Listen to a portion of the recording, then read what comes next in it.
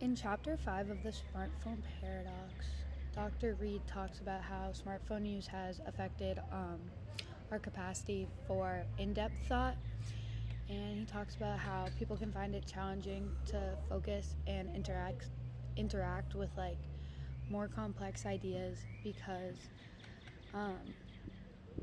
of like what like notifications and social media feeds have like done to us, and like how like the instant gratification that like smartphones provide is like messing with that. This chapter talks about like superficial surface level interactions with information and how they are displacing our ability to have like deeper thoughts, and that's necessary for like creative and critical like thinking and analysis. So with what social media has done to like that part of our brain, it puts us at a disadvantage. More on like the loss of reflection and critical thought, Dr. Reed talks about how deep reflection and critical thinking require a lot of like uninterrupted like time and focus. Like it has to be the only thing you're thinking about. But smartphones kind of disrupt this process, which lead to a decline in our ability to think critically and create our own perspectives. For example, he talks about a study where participants who were asked to like do a task requiring deep thought, they performed worse when their smartphones were nearby, even if the phones were turned off. So like even just like the presence of their phone was like enough to distract them. He also talks a lot about instant gratification and dopamine loops. He talks about how smartphones are designed to exploit the brain's reward system, which creates addictive feedback loops. So like, for example, every time we get a notification or like a message, our brains release dopamine, which like reinforces the behavior of us like picking up our phone every single time we get a notification. Another example he used was slot machines in casinos, where like the unpredictable rewards encourage the compulsive behavior. So yeah.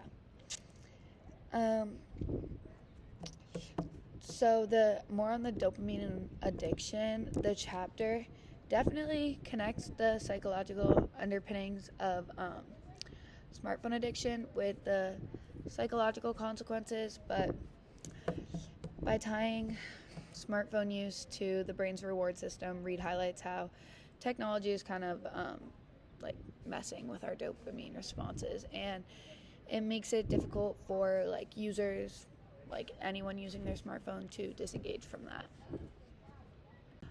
In the chapter, Dr. Reed also talks a little bit about the broader implications for society and how like as our ability to think deeper like kind of deteriorates, so does the quality of like creative innovation and like civic engagement and like being a part of a community, because when individuals or people or teens, whoever, don't have the mental space to reflect or like challenge other people's ideas, it's like harder to like progress as a society, because we don't have the ability to like challenge someone and like kind of make that disagreement. He also talks a lot and presents a compelling case for how smartphone use diminishes like cognitive depth. They encourage quick, like shallow interactions with information, and they like kind of go against the cognitive processes that like help us create those like deep understanding and like intellectual thoughts. So this is concerning because like it affects like our decision making and critical thinking, and that's all essential.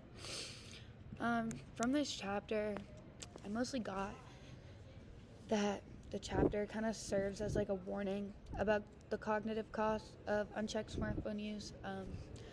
Dr. Reed's insights make readers think to kind of consider and understand how their constant engagement with devices could be affecting their ability to think deeply and like reflect and like engage with the world. So yeah.